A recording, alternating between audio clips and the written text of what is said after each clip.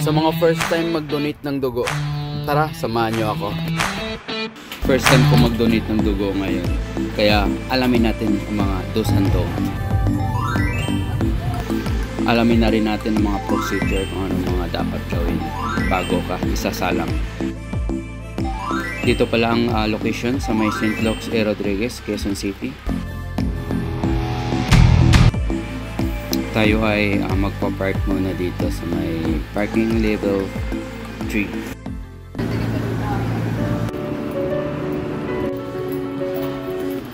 First step, may pipilapan ka dito mga history ng sakit mo, nanigarilyo ka ba o may tato, hindi kaya nagme-maintenance ka para sa iyong sakit.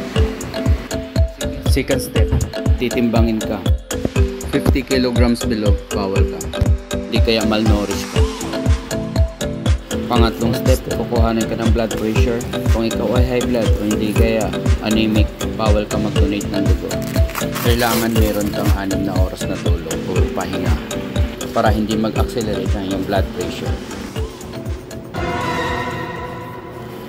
Medyo kinabahan ako niyan, akala ko high blood ako.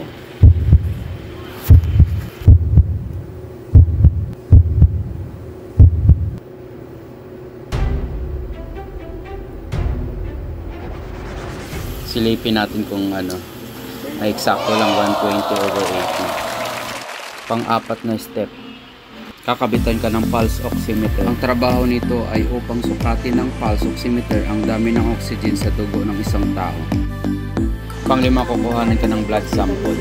Pang-6, may counseling kayo ni doktor. Lahat ng pinilipan mo, tatanong niyan sa'yo. Pagpasado ka kay doktor, tutusukin ka na. Pang-7, kukuhanan ka na ng dugo. Medyo malaki nga lang talaga yung needle na ipapasok sa'yo. Pointers lang ito para bago ka tusukin, uminom kayo ng maraming tubig. Tayong ugat madaling makita. Hindi naman siya masakit. Para lang siyang kagat ng alimango.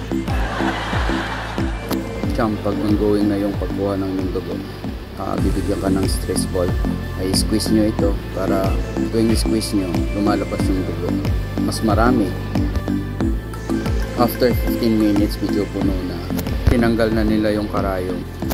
Napakabilis lang para ikaw ay mag-donate ng dugo. Pero para sa mga taong nangangailangan ng dugo, napakahalaga sa kanila para dugtungan ng kanilang buhay ng napakahaba. Isipin mo 15 minutes, kukuhanan ka ng dugo. Madami ka nang matutulungan na taong nangailangan ng dugo.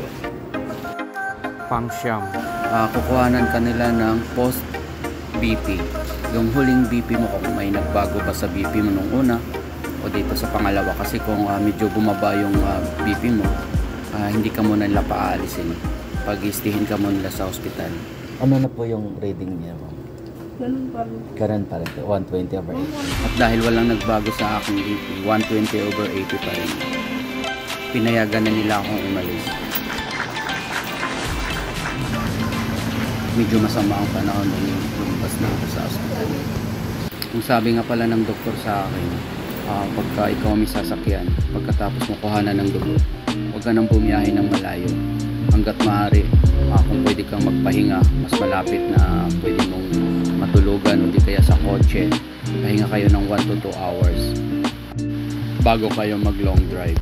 Kaya kayo sa mga first timer, huwag na kayo mag-alinlangan, magpakuha na kayo ng dugo para malilinis na rin ang iyong dugo at makakatulong kayo.